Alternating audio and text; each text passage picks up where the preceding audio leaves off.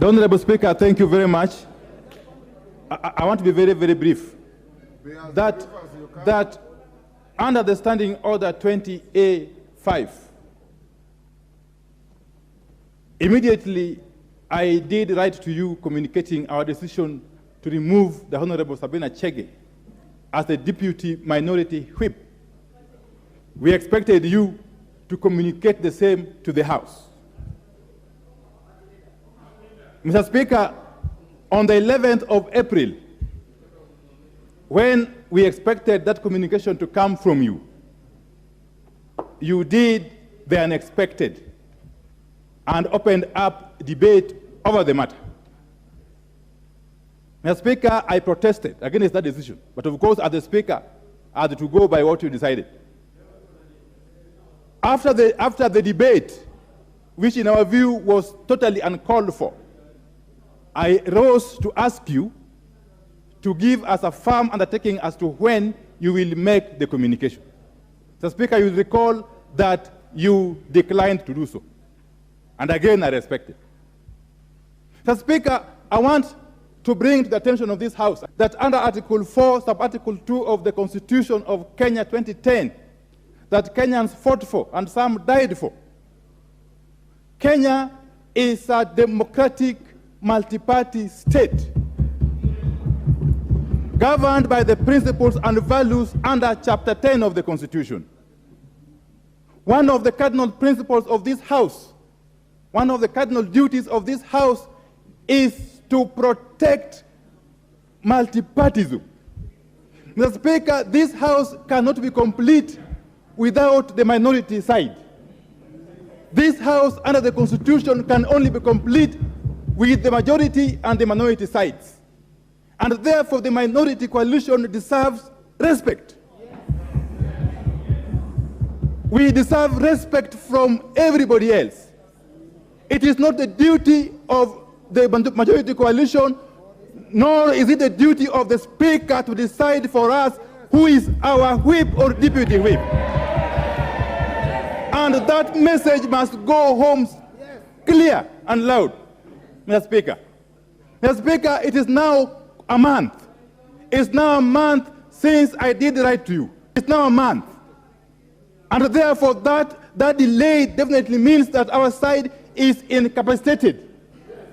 We cannot manage our affairs properly because we are having a serious vacancy in our leadership. I want to implore you, Mr. Speaker, that it is also your duty to ensure that this House runs smoothly and that this House, there is order at all times. It is also our duty as leaders of the House, from both sides, that this House runs in a manner that upholds its integrity and credibility. But in the manner we are moving, Mr. Speaker, if we cannot get a mere communication on a decision by ourselves to remove one of our own from a position to which we placed her, then there's no need for this House to continue transacting business. There's no need. There's no need. Are you done? Then we can as well pack up and go home, all of us. Okay. Yeah. You're finished? Order. And you know, Mr. Speaker, You'll be heard in I silence. am not the kind of person that can easily be intimidated. You know that.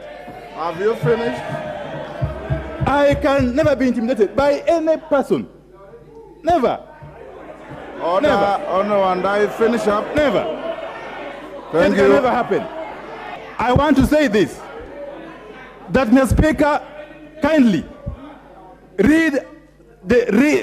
give the communication now about the Thank you. You're done? Order. Order, honorable members. Order. Honorable members, order. Thank you, honorable minority leader, for your very spirited statement.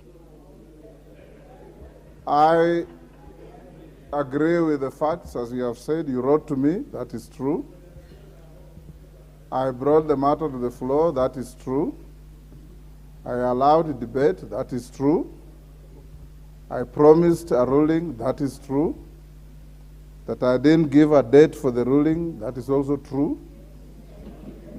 And subsequent to that, I also recall seeing you on TV beyond the debate, talking very animatedly about the same matter which was out of order, but I didn't bring it to your attention. I have listened to you, and I want to assure you that the Speaker is not going to be part of any parochial politics.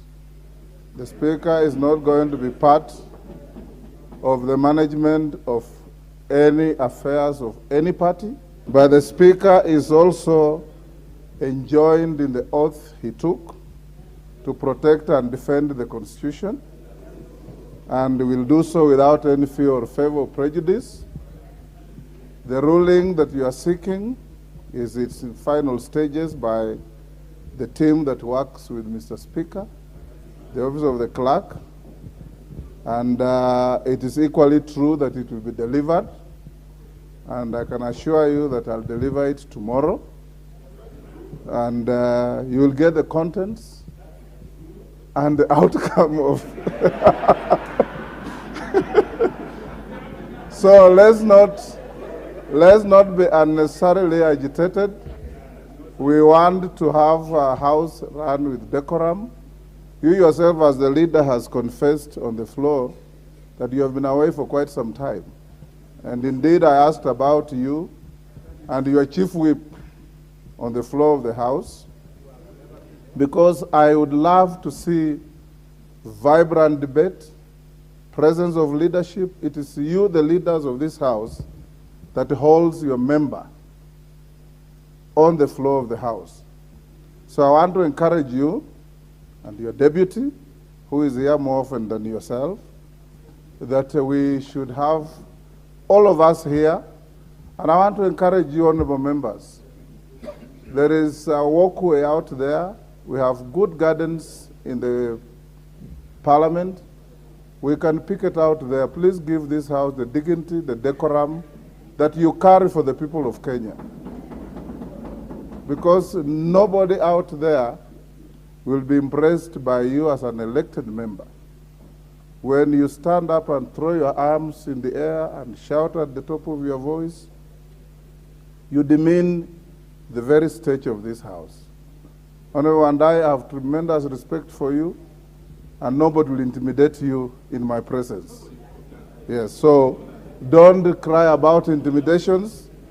Honorable Ichungwa, your counterpart, is not in the business of intimidating people, and I will not allow him to do so either. So it is so ordered. Order. If Wamboka, you have been a victim of Ichungwa's intimidation, you come and tell me, I'll protect you. Let's go to the next order.